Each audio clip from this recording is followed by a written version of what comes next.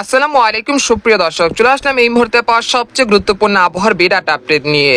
বঙ্গোপসাগরে তৈরি হওয়া ঘূর্ণিঝড় মন্থা নিয়ে ভয়াবহ দুঃসংবাদ দিল আবহাওয়া দপ্তর। এর ফলে 28শে মে থেকে 30শে মে এর মধ্যে বাংলাদেশের একাধিক জেলায়, সেই সাথে দক্ষিণবঙ্গের একাধিক জেলায় ভয়াবহ বন্যা ও ভারী থেকে অতি ভারী বৃষ্টিপাতের সতর্কতা জারি করেছে বাংলাদেশ এবং ভারতীয় আবহাওয়া দপ্তর। আজ 22শে মে বৃহস্পতিবার এবং আগামীকাল 23শে মে শুক্রবার কেমন থাকতে চলেছে আগামী 24 থেকে 48 ঘন্টার আবহাওয়া। বাংলাদেশ থেকে শুরু করে ভারতের দক্ষিণবঙ্গ, আসাম, মেঘালয় এবং উত্তর থেকে ত্রিপুরা রাজ্যে আগামী 24 থেকে 48 ঘন্টার মধ্যে কোন কোন জেলাগুলোতে বৃষ্টি ও বজ্রসহ ভারী বৃষ্টিপাত হতে পারে এবং কোন কোন জেলাগুলোতে ঘূর্ণিঝড়ের প্রভাবে বন্যা ও ঘন্টায় 30 থেকে 40 কিলোমিটার বেগে দমকা ও ঝড়া হওয়া বয়ে যেতে পারে এবং বঙ্গোপসাগরে সৃষ্টি হওয়া ঘূর্ণিঝড় কোন উপকূলে আশ্রয় পড়তে পারে। তো এই বিষয়ে আরো বিস্তারিত জানতে হলে ভিডিওটি সম্পূর্ণ দেখতে থাকুন। আর আপনি কোন জেলা থেকে এই খবরটি দেখছেন, আপনার জেলার নামটি আমাদের কমেন্ট বক্সে জানিয়ে দিবেন। আর সবার আগে প্রথম সঠিক খবর জানতে আমার চ্যানেলটিকে সাবস্ক্রাইব করে রাখুন। এবার জেনে নেওয়া যাক এক নজরে।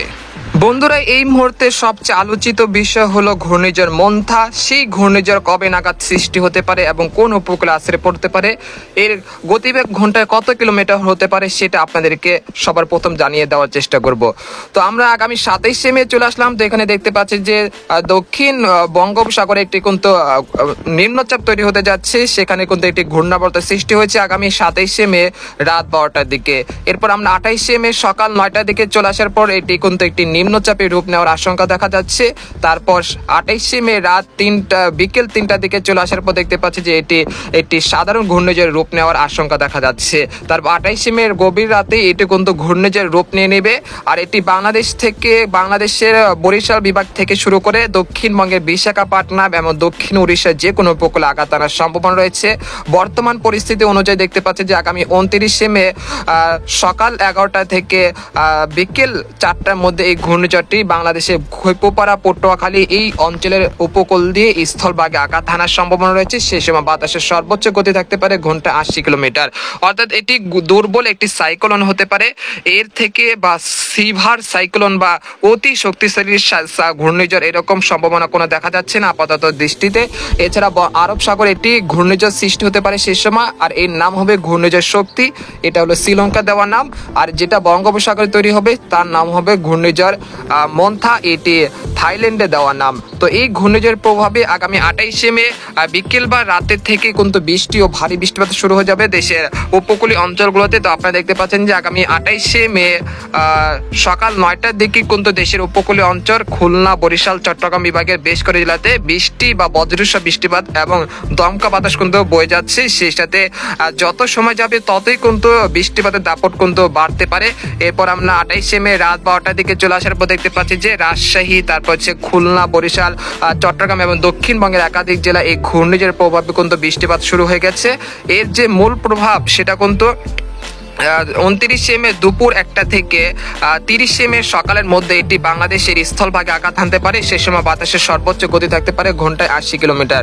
তো এর প্রভাবে 30শে মে শুক্রবার সকালের দিকেই কিন্তু ভারী বৃষ্টিপাত হতে পারে খেপুপাড়া, পটুয়াখালী, তারপর হচ্ছে লালমোহন, চরফেশন, হাতিয়া, সন্দ্বীপ, এরপর হচ্ছে নোয়াখালী, ফেনী, লাকসাম, কুমিল্লা, তারপর হচ্ছে মানিকছড়ি, হাটহাজারী, চট্টগ্রাম, সীতাকোন, কক্সবাজার, কুতুবদিয়া, মহেশখালী এই অঞ্চলগুলোতে ভারী থেকে অতি ভারী বৃষ্টিপাত, একই সঙ্গে পার্বত্য চট্টগ্রাম বিভাগে পাহাড় ধসের মতো ঘটনা ঘটতে পারে। তাই অবশ্যই এই ঘূর্ণিঝড়ের সতর্কতা আগামী 29শে মে বাংলাদেশের আবহাওয়া দপ্তর থেকে 7 নম্বর বা 10 নম্বর মহাবিপদ সংকেত আসতে পারে।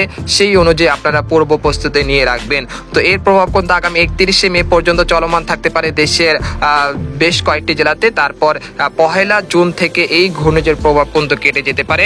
একই সঙ্গে বাংলাদেশের মধ্যে বর্ষাকাল যেটা আমরা বলি মৌসুমী বায়ু, সেই মৌসুমী বায়ু কিন্তু দেশের উপর প্রবেশ করবে। তার ফলে এই যে বর্তমানে যে ভ্যাপসা গরম বা তাপপ্রবাহ যেগুলো শুরু হচ্ছে সেগুলো কিন্তু অনেকটাই কমে যেতে পারে ইনশাল্লাহ। এরপর যে আপনাদেরকে জানিয়ে দেবো যে এই বর্তমানে কোন কোন জেলাগুলোতে বৃষ্টি ও বজ্রসহ বৃষ্টিপাতের সম্ভাবনা রয়েছে সেটা আপনাদেরকে এক নজরে দেখিয়ে দিচ্ছি। তো আমরা এই জন্য আমরা সরাসরি ইউরোপিয়ান যে উপগ্রহ চিত্র রয়েছে সেখানে আমরা সরাসরি চলে আসলাম। তো এখানে দেখতে পাচ্ছি যে বর্তমানে রাজধানী ঢাকা, মুন্সিগঞ্জ, দোহার, শিবচর, মুকসাদপুর, মাদারীপুর, ফরিদপুর, তারপর নড়াইল গোপীনাথপুর এই অঞ্চলে দুই এক স্থানে কিছুটা বিক্ষিপ্ত আকারে বৃষ্টি ও বজ্রসহ বৃষ্টিপাত চলছে, আবার কোথাও কোথাও ভারী বৃষ্টিপাতও হতে দেখা যাচ্ছে। সেই সাথে দেখা যাচ্ছে সিলেট বিভাগে সিলেট, জৈন্তাপুর, কানাইঘাট, সারকাই, বাল্লাকা, কোলাওয়াড়া, মৌলভীবাজার, কামালগঞ্জ, হাবিবগঞ্জ, নাসিরনগর, ব্রাহ্মণবাড়িয়া এই অঞ্চলে দুই এক স্থানে কিছুটা বৃষ্টি ও বজ্রসহ বৃষ্টিপাত চলছে এই মুহূর্তে। পরবর্তীতে দেখা যাচ্ছে যে ময়মনসিংহ এবং রংপুর বিভাগে দুই এক স্থানে আজ দুপুর বা বিকেলের মধ্যে বৃষ্টি ও বজ্রসহ বৃষ্টিপাতের একটা সম্ভাবনা তৈরি হতে পারে। বর্তমানে রাজধানী ঢাকা সহ দেশের বিভিন্ন অঞ্চলে বৃষ্টিপাত চলছে। ফরিদপুর, নাগপুর, কাপাসিয়া, কিশোরগঞ্জ আজ মূলত রাজধানী ঢাকায় বৃষ্টিপাতের সম্ভাবনা সবচেয়ে বেশি রয়েছে। সেই সাথে দেখা যাচ্ছে কুমিল্লা, তারপর রয়েছে সন্দ্বীপ, হাতিয়া, নোয়াখালী, ফেনী, মানিকছড়ি, তারপর হচ্ছে হাটহাজারী এই অঞ্চলগুলোতেও আজও কিছুটা বৃষ্টি ও বজ্রসহ বৃষ্টিপাতের সম্ভাবনা রয়েছে। তবে দক্ষিণবঙ্গে এই মুহূর্তে দেখা যাচ্ছে আকাশ আংশিক মেঘলা থেকে মেঘলা রয়েছে, তবে বৃষ্টিপাতের সম্ভাবনা দেখা যাচ্ছে না তেমন। তবে বিকেল বা সন্ধ্যার দিকে কিছুটা বৃষ্টি ও বজ্রবাহী মেঘ তৈরি হলে তার থেকে বৃষ্টিপাতের সম্ভাবনা রয়েছে ইনশাল্লাহ। আর বঙ্গোপসাগর অবস্থা বর্তমানে বলা গেলে এই মুহূর্তে বঙ্গোপসাগর স্বাভাবিক রয়েছে, তবে একটি ভারী মেঘের আনাগোনা বা বজ্রবাহী মেঘ তৈরি হয়েছে বঙ্গোপসাগরের উপকূলীয় অঞ্চলগুলোতে। সেই বজ্রবাহী মেঘের কারণে কিন্তু বঙ্গোপসাগর কিছুটা উত্তাল রয়েছে, তবে আপাতত বঙ্গোপসাগর স্বাভাবিক রয়েছে আপাতত দৃষ্টিতে। তো এই পর্যায়ে আপনাদেরকে জানিয়ে দেবো যে ইউরোপিয়ান যে মেঘের বার্তা রয়েছে সেখান থেকে আগামী 24 ঘন্টা যে পূর্বাভাসটি আসছে সেটা এক নজরে দেখে দিচ্ছি। তো আমরা দেখতে পাচ্ছি যে বিকেল 5টার দিকে দেশের মধ্য অঞ্চল এবং দক্ষিণ অঞ্চলে বৃষ্টিপাতের সম্ভাবনা রয়েছে। তো আমরা সন্ধ্যা 6টার দিকে চলে আসার পর দেখতে পাচ্ছি যে এখানে রাজশাহী, তারপর আক্কেলপুর, আদামদিঘি, বগুড়া, নন্দীগ্রাম, শিবগঞ্জ, পেত্নীখোলা, সিংড়া এই অঞ্চলে দুই এক স্থানে কিছুটা বৃষ্টি ও বজ্রসহ বৃষ্টিপাতের সম্ভাবনা রয়েছে। সেই সাথে রাজধানী ঢাকা, তারপর হচ্ছে নরসিংদী, হোমনা, মুন্সিগঞ্জ, নারায়ণগঞ্জ, শিবচর, মাদারীপুর এই অঞ্চলে কিছুটা বৃষ্টি ও বজ্রসহ বৃষ্টিপাতের সম্ভাবনা রয়েছে বৃহস্পতিবার সন্ধ্যা দিকে।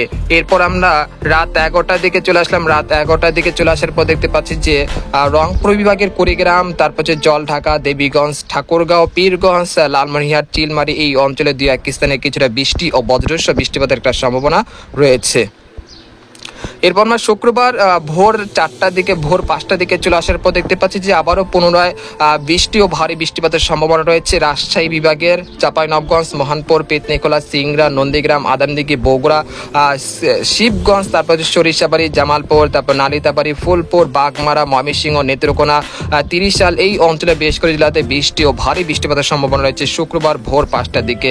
সেই সাথে ভারতের দক্ষিণবঙ্গে নালিহাটি, সিউড়ি, কাটোয়া, মুর্শিদাবাদ, কৃষ্ণনগর এই অঞ্চলগুলোতে বৃষ্টি ও ভারী বৃষ্টিপাতের সম্ভাবনা রয়েছে শুক্রবার ভোর 5টার দিকে। এরপর আমরা সকাল 9টার দিকে চলে আসলাম। সকাল 9টার দিকে চলে আসার পর দেখতে পাচ্ছি যে এই 3টি বিভাগে বৃষ্টিপাত অব্যাহত রয়েছে। রাজশাহী, রংপুর, ময়মনসিংহ এই 3টি বিভাগে বৃষ্টি ও বজ্রসহ বৃষ্টিপাতের সম্ভাবনা রয়েছে। তবে ঢাকা, খুলনা, বরিশাল, চট্টগ্রাম এই অঞ্চলের আকাশ সকালের দিকে আংশিক মেঘলা থেকে মেঘলা থাকতে পারে, তবে বৃষ্টিপাতের সম্ভাবনা তেমন দেখা যাচ্ছে না। এরপর আমরা দুপুর 12টার দিকে চলে আসার পর দেখতে পাচ্ছি যে এই 3টি বিভাগে লাগাতার বৃষ্টিপাতের সম্ভাবনা রয়েছে। দিনাজপুর, রংপুর, কুড়িগ্রাম, গাইবান্ধা, সেই সাথে মহাদেবপুর, বগুড়া, সিংড়া, রাজশাহী, পটিয়া, কুষ্টিয়া, সিরাজগঞ্জ এই অঞ্চলগুলোতে বৃষ্টি ও ভারী বৃষ্টিপাতের সম্ভাবনা রয়েছে দুপুর 12টা পর্যন্ত। এরপর আমরা বিকেল 3টার দিকে চলে আসলাম। বিকেল 3টার দিকে চলে আসার পর দেখতে পাচ্ছি যে রাজধানী ঢাকা, কাপাসিয়া, ধামরাই, নরসিংদী, মুন্সিগঞ্জ, দোহার, ফরিদপুর, শিবচর, মুকসাদপুর, মাদারীপুর, তারপর হচ্ছে টঙ্গিপাড়া, খুলনা, মংলা, শ্যামনগর এই অঞ্চলে দুই এক স্থানে কিছুটা বৃষ্টি ও বজ্রসহ বৃষ্টিপাতের সম্ভাবনা রয়েছে বিকেল 3টার দিকে। তারপর দক্ষিণবঙ্গের খড়গপুর, কলকাতা, ধানবাদ, দুর্গাপুর, তারপর হচ্ছে জামশেদপুর এই অঞ্চলগুলোতে বৃষ্টি ও বজ্রসহ বৃষ্টিপাতের সম্ভাবনা রয়েছে। তবে আপনাদেরকে একটি কথা বলতে যাচ্ছি যে আগামীকাল 23 তারিখ থেকে এই যে চলমান যে মেঘ বৃষ্টির প্রবণতা সেটা অনেকটাই কমে যেতে পারে। একই সঙ্গে দেশের বিভিন্ন অঞ্চলে একটি তীব্র ভ্যাপসা গরম অনুভূত হতে পারে, যার ফলস্বরূপ হলো আগামী 27শে মে যে বঙ্গোপসাগর সৃষ্টি হতে যাচ্ছে শক্তিশালী ঘূর্ণিঝড় মন্থা, সেই ঘূর্ণিঝড়ের কারণেই কিন্তু এই গরম বা এই ভ্যাপসা গরম পড়তে পারে দেশের বিভিন্ন অঞ্চলে। তো এছাড়া 24 তারিখ শনিবার আমরা চলে আসলাম, সেই সময় কিন্তু বৃষ্টিপাতের সম্ভাবনা রয়েছে সকাল 6টার দিকে রাজশাহী, ময়মনসিংহ, ঢাকা, খুলনা বরিশাল বিভাগে বেশ কয়েকটি জেলাতে বৃষ্টি ও বজ্রসহ বৃষ্টিপাতের সম্ভাবনা রয়েছে। অর্থাৎ এই মুহূর্তে যাদের জমিতে পাকা ধান রয়েছে সেগুলো অবশ্যই কেটে নিরাপদ স্থানে রেখে দিন, না হলে এই যে আগামী 27 তারিখ থেকে 28 বা 29 তারিখ যে বৃষ্টিপাত শুরু হতে যাচ্ছে সেই বৃষ্টিপাতের কারণে কিন্তু ব্যাপক ক্ষয়ক্ষতির আশঙ্কা রয়েছে। খুলনা বরিশাল চট্টগ্রাম ঢাকা ময়মনসিংহ সিলেট বিভাগের যারা চাষি ভাইরা রয়েছেন তাদের কিন্তু এই ঘূর্ণিঝড়ের প্রভাবে অনেকটাই ক্ষয়ক্ষতির আশঙ্কা রয়েছে। তো অবশ্যই আপনারা সেই অনুযায়ী পূর্ব প্রস্তুতি নিয়ে রাখুন। আগামী 28শে মে রাত থেকে কিন্তু এই ঘূর্ণিঝড়ের প্রভাবে ভারী বৃষ্টিপাত শুরু হয়ে যাবে দেশের উপকূলীয় অঞ্চলগুলোতে। এর পরের ধাপে 29 থেকে 30 তারিখ পর্যন্ত সারা দেশের বিভিন্ন অঞ্চলে অতি ভারী বৃষ্টিপাত হতে পারে, যেখানে সর্বোচ্চ বৃষ্টিপাত থাকতে পারে খুলনা বরিশাল চট্টগ্রাম ঢাকা ময়মনসিংহ সিলেট বিভাগে। তো এই অঞ্চলগুলোতে প্রায় 200 থেকে 250 মিলিমিটার পর্যন্ত অতি ভারী বৃষ্টিপাতের সতর্কতা রয়েছে। এতে করে একটি সাময়িক বন্যা পরিস্থিতির সৃষ্টি হতে পারে ময়মনসিংহ সিলেট বিভাগের একাধিক জেলায়। তাই অবশ্যই আপনারা পূর্ব প্রস্তুতি নিয়ে রাখুন। তো আগামী 72 ঘন্টায় কোন কোন জেলাগুলোতে বৃষ্টি ও ভারী বৃষ্টিপাতের সম্ভাবনা রয়েছে সেই জেলাগুলো আপনাদেরকে এক নজরে দেখে দিচ্ছি। তো আপনারা দেখতে পাচ্ছেন যে আগামী 72 ঘন্টার মধ্যে ঠাকুরগাঁও, দেবীগঞ্জ, জলঢাকা, লালমনিরহাট, কুড়িগ্রাম, চিলমারি, গাইবান্ধা, বিরামপুর, সেই সাথে রয়েছে শিবগঞ্জ, বগুড়া, সরিষাবাড়ি, জামালপুর, নালিতাবাড়ি, ফুলপুর, ময়মনসিংহ, তিরিশাল, সিরাজগঞ্জ, তারাস, বগুড়া, লালপুর, পটিয়া, তারপর মহানপুর, চাঁপাইনবাবগঞ্জ, আদমদিঘি, আক্কেলপুর, পেতনিখোলা, এই অঞ্চলগুলোতে প্রায় 40 থেকে 50 মিলিমিটার পর্যন্ত মাঝারি থেকে ভারী বৃষ্টিপাত হতে পারে। সেই সাথে ঢাকা, খুলনা, বরিশাল এবং চট্টগ্রাম বিভাগেও বৃষ্টিপাতের সম্ভাবনা রয়েছে, যার সম্ভাবনা রয়েছে প্রায় 20 থেকে 15 মিলিমিটার পর্যন্ত। এছাড়া দক্ষিণবঙ্গের কলকাতা, খড়গপুর, আরামবাগ, তারপর যে শান্তিপুর, কাটোয়া, উত্তর ও দক্ষিণ 24 পরগনা, আলিহাটি, এই অঞ্চলগুলোতে প্রায় 50 থেকে 60 মিলিমিটার পর্যন্ত বৃষ্টি ও ভারী বৃষ্টিপাত হতে পারে। পরবর্তী 5 দিনে দেখা যাচ্ছে খুলনা, বরিশাল এবং ঢাকা বিভাগে প্রায় 35 মিলিমিটার পর্যন্ত হালকা থেকে মাঝারি ধরনের বৃষ্টিপাত হতে পারে। রাজশাহী, রংপুর, ময়মনসিংহ, সিলেট, এই 3টি বিভাগে প্রায় 100 মিলিমিটার পর্যন্ত হালকা, মাঝারি বা ভারী বৃষ্টিপাত হতে পারে। পরবর্তী 10 দিনে দেখা যাচ্ছে ঘূর্ণিঝড়ের প্রভাবে রংপুর, ময়মনসিংহ, সিলেট, ঢাকা, খুলনা, বরিশাল, চট্টগ্রাম এবং রাজশাহী বিভাগের একাধিক জেলায় প্রায় 200 থেকে 300 মিলিমিটার পর্যন্ত ভারী থেকে অতি ভারী বৃষ্টিপাত হতে পারে। এতে করে দেশের ব্যাপক ক্ষয়ক্ষতির আশঙ্কা রয়েছে যারা কৃষক ভাইরা রয়েছেন তাদের। তো আজকের খবর এখানে শেষ করতে চাচ্ছি। সবাই ভালো থাকুন, সুস্থ থাকুন, আল্লাহ হাফেজ।